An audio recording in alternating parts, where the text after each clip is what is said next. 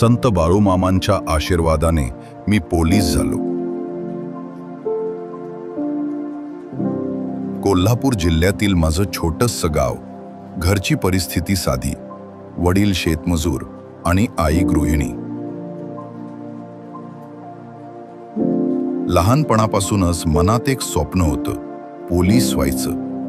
गणवेशातल्या त्या शिस्तीत मला एक वेगळाच तेज दिसायचं. पण परिस्थिती पाहता हे स्वप्न फक्त स्वप्नच राहील असं अनेकांना वाटायचं. माझ्या आईला मात्र एकच आधार, संत बाळूमामा. ती नेहमी म्हणायची, बाळूमामा आहे ना, तो मार्ग काढेल. मीही विश्वास ठेवला. 12वी नंतर पोलीस भरतीची तयारी सुरू केली. सकाळी धावणे, दुपारी अभ्यास आणि रात्री शेतात वडिलांना मदत.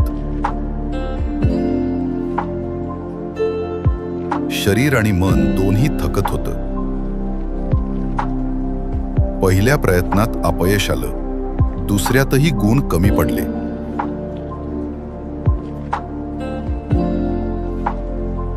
एका रात्री सर्व सोडून द्यावं असं वाटलं. आईनं माझा चेहरा पाहिला आणि शांतपणे म्हणाली, चला उद्या बिळशीला जाऊ, बाळूमामांच्या चरणी सांगू.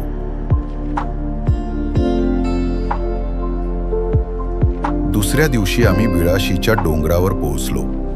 मंद वारा, ढोल ताशांचा नाद आणि भोंडण्यांचा गजर. सगळं वातावरण भक्तीने भरून गेलेलं. मी मंदिरात जाऊन बसलो. डोळे मिटले आणि मनातलं सगळं सांगितलं. मामा, इतका प्रयत्न करतोय, फक्त एकदा मार्ग दाखव. त्या क्षणी मनाला एक विलक्षण शांतता मिळाली.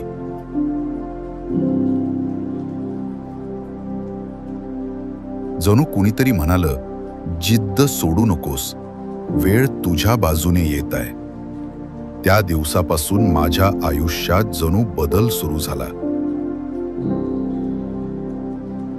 मी अधिक जोमाने तयारी केली. रोज सकाळी उठून मंदिरात जाऊन नारळ फोडायचो आणि मग धावायला जायचो.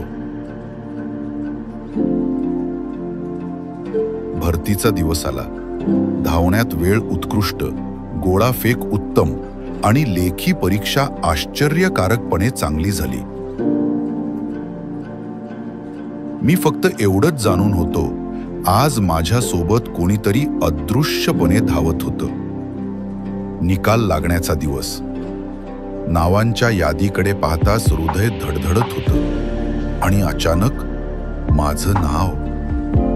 क्षणभर विश्वास बसला नाही. डोळ्यात पाणी आलं. आईनं माझा हात हातात घेतला आणि म्हणाली, बघ, बाळूमामा बोलला होता ना, तुला थांबायचं नाही म्हणून. गणवेश मिळालेला तो दिवस आजही मला आठवतो. पहिल्या दिवशी ड्युटीला जाण्यापूर्वी मी बिळशीला जाऊन बाळूमामांच्या चरणी नतमस्तक झालो. मनात एकच भावना, आज मी जिथे उभा आहे ते बाळूमामांच्या आशीर्वादामुळेच.